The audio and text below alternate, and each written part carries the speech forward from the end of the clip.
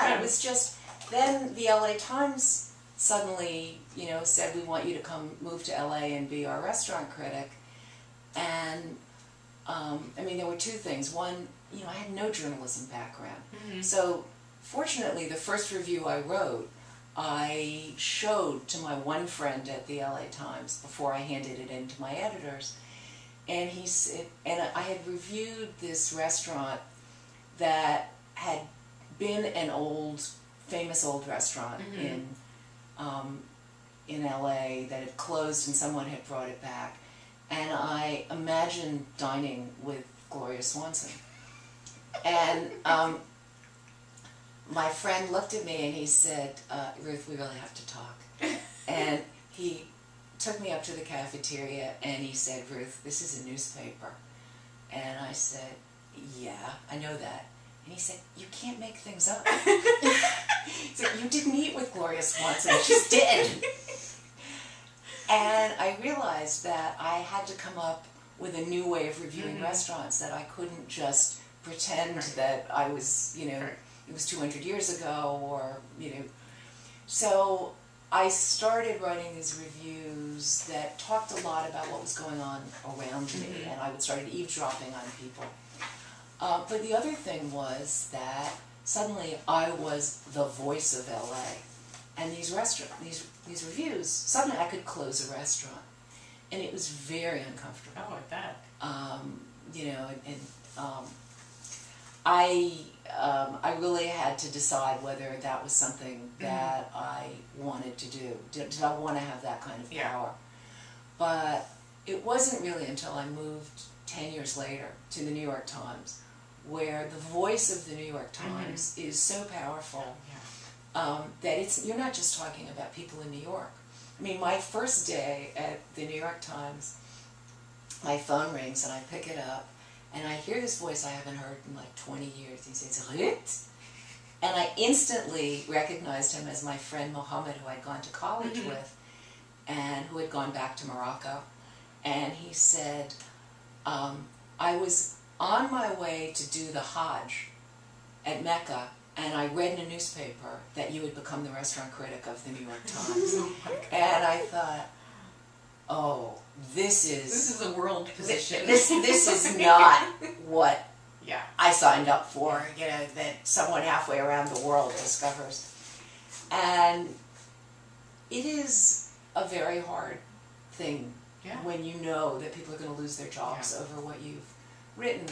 On the other hand, if you're not willing to tell the truth, it's not a job you can do. No, right. And I would keep in my mind, I had an image of a couple who saved their money all year to go out once. They got one good meal a year. And they were the people I wrote for. And I knew that if I hedged my bets and I told them that some restaurant was better than it was, and they went and wasted their money, that I deserved to lose my job. And so they were constantly with me, this couple. Did you have a name for them? I didn't, but any day now I'll make one up. I mean, Gloria was already taken. So. But, well, I think that's why your reviews were so, so special. And I think also your telling of the tale through your book, Garlic and Sapphire, because you share with, the funny stories that I think are the introduction of the book, where you're sitting next to somebody randomly who happens to be a restaurant person. Well, I mean, I was sitting on a plane going from LA to New York, and this woman sitting next to me says, "I know who you are," and I went, "Don't be ridiculous! You don't know who I am." And she said, "Oh no, I know who you are. I'm a waitress, and there's a huge photograph of you. We know that you're about to be the restaurant critic of the New York Times, and we have a picture, and there's underneath it, there's a sign that says wanted, $500 if you spot this woman in the dining room." And I later found out that there were restaurants that were willing to give their waiters $2,000 if they spotted me. And I thought, I can't do this job if everybody knows who I am and they roll out the red carpet. And so I decided that I would have to have disguises. And I went to my mother's friend who was an acting coach and said, where do I go to buy a wig? And Claudia said, oh no, if you're going to do this, you can't just, you think you can put on a funny wig and a Groucho Marx nose and go out. She said, you're going to be the restaurant critic of the New York Times. If you do this, you can't make a fool of yourself. And she coached me, and she really made me get backstory for my first disguise. For my first disguise was Molly Hollis, and I knew everything about Molly before Molly went out to eat. And then Molly became known, and so over the years that I was at the New York Times, I had to come up with more and more disguises. So I had Chloe the bombshell. She was very blonde. And I had a Brenda, my favorite, the wild redhead. And then I had Betty, Betty was someone I met on a bus. And I got up to give Betty my seat because she looked so tired. And she looked at me and she said, oh dearie, no one ever stands up for me. Sometimes I feel invisible. And I thought, invisible! That's what I want to be.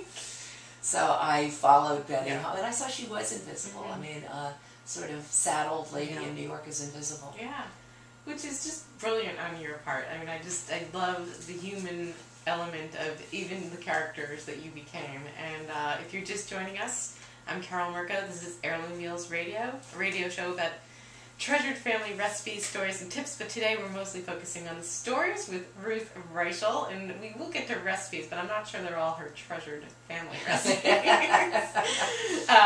But they are amazing recipes, and I can attest that I've made many of them. And but what I wanted to do is there's some in the foreword of her most recent compendium of recipes from her days at Gourmet.